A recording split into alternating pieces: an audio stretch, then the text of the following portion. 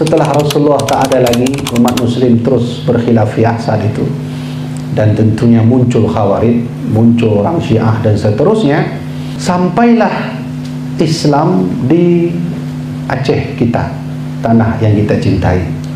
Lalu saat itu ada salah seorang Sayyid keturunan Nabi berbangsa Quraisy, Sayyid Abdullah, saya tak salah saya itu Abdullah siapa namanya, Al-Mukhtabar namanya itu.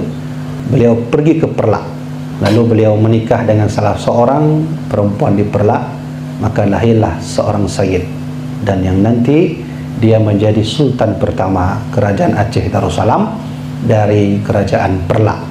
Namanya adalah Sayyid Abdul Aziz Shah. Itu Sayyid keturunan Nabi.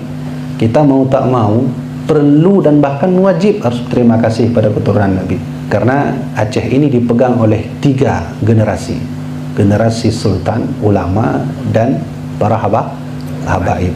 Setelah masa beliau, maka nanti hiduplah Sultan Malik As-Saleh, yang nanti Sultan Malik As-Saleh punya cucu-cucunya bernama Sultan Malik Al-Zahir.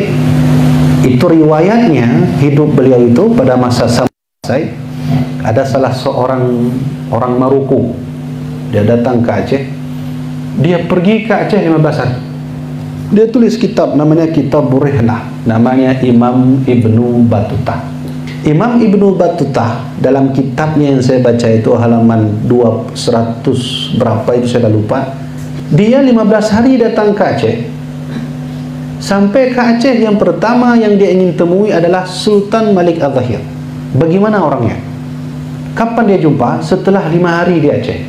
Ternyata setelah 5 hari di Aceh, dia telusuri yang mana raja itu. Tak ada yang tahu raja itu di mana. Karena raja selalu seperti masyarakat biasa. Bahkan dia tunggu salat Jumat. Salat Jumat itu dia tanya sama temannya, mana raja? Raja sudah lama datang ke masjid. Ya, mana orangnya? Oh, raja kalau dah sampai itu sama seperti kami. Nah, ada yang tahu itu raja atau bukan? Itu beliau tulis di dalam kitabnya. Mungkin bisa dibaca kitabnya, Kitab Burihlah. Tentu kami nggak bisa baca, ada terjemahannya. Nah, nanti download aja di Google itu, download Kitab Rihlah Imam Ibnu Battuta. Nanti halamannya saya lupa, sama saya ada halamannya, baca nanti kedatangan beliau ke Aceh. Yang ingin saya sampaikan bukan itu. Beliau memuji Raja Aceh. Pertama, Raja Aceh orang alim. Kalau berbahasa tanpa translator, harus bisa bahasa Arab. Nah, bayangkan tuh. Yang kedua, bermadhab Syafi'i. Nah, ini perlu, karena ada kelompok di Aceh yang di luar Ahlussunnah Jamaah tak perlu lagi pakai madhab. Yang penting kembali Quran dan Sunnah, udah selesai. Baik, saya lengkapkan terus. Setelah tak ada lagi Samudra Pasai, barulah nanti Aceh masuk ke masa kejayaan, di mana saat itu terjadilah peradaban terkuat, termegah, dan terindah diakui oleh dunia saat itu. Bahkan kita masuk ke nomor 4 kerajaan Islam terkuat di dunia. Yang memimpinnya adalah seorang anak muda umur 14 tahun, tahun 1607 menjabat dan selesai tahun 1636. Beliau anak kecil, alim orangnya, pandai Quran, pandai hadis, ngaji di Dayah, karena guru beliau itu Tengku Cik Diribe. Siapa beliau? Nama aslinya Syekh Sulaiman Mukuta Alam. Saat beliau menjadi raja, beliau berubah nama Sultan Al-Imam Al-Adil Iskandar Muda Mukuta Alam. Itu dia. Nah, disinilah saya ingin cerita sedikit. Ada satu manuskrip yang ditulis oleh Iskandar Muda, langsung punya beliau, tulisan beliau itu. Nama manuskripnya yang umur sudah hampir 500 tahun, itu disimpan masih di Museum Ali Hashimi. Ditulis di situ, ada satu yang saya menarik, pada halaman ke-37 versi Ali Asyara. Beliau berpesan bahwa wahai bangsa kami rakyat Aceh, jangan tinggalkan Ahlus Sunnah wal Jamaah, bermadhab Syafi'i, bertasawuf kepada Imam Junaid Al-Baghdadi. Apa yang membuat beliau harus punya sikap tegas seperti itu? Karena beliau tahu bahwa ajaran Islam yang sudah berkembang, Syiah, Khawarij, itu sudah mulai mencampur aduk.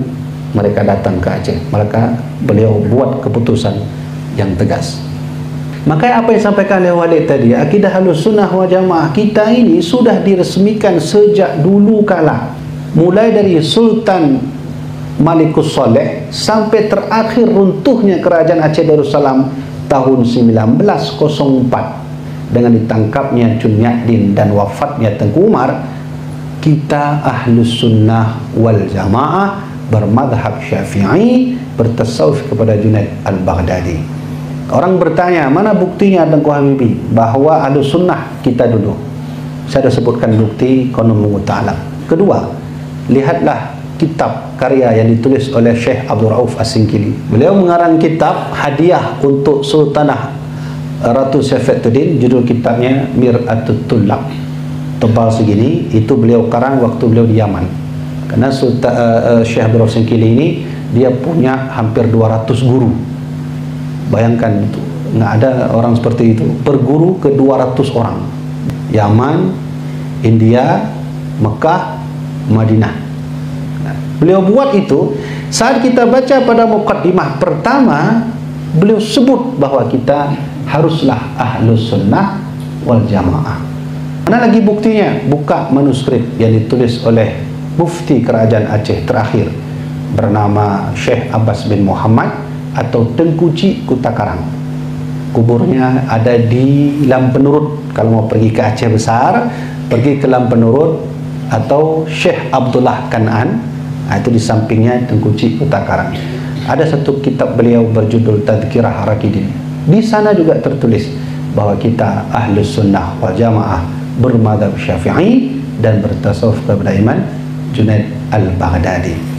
Kalau begitu kita ambil inti daripada apa yang saya sampaikan, bahwa dari mulai masa berdirinya kerajaan Aceh Darussalam sampai runtuhnya Aceh Darussalam, kita berakidah Ahlussunnah wal Jamaah.